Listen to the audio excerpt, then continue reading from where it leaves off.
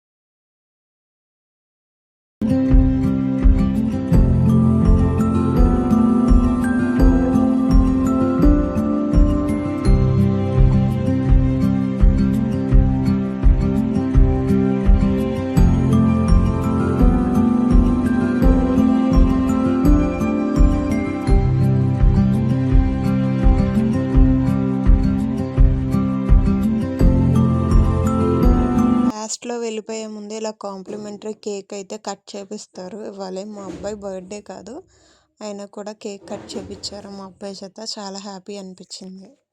వాడికి కూడా cakes cut చేయడం అంటే చాలా ఇష్టం.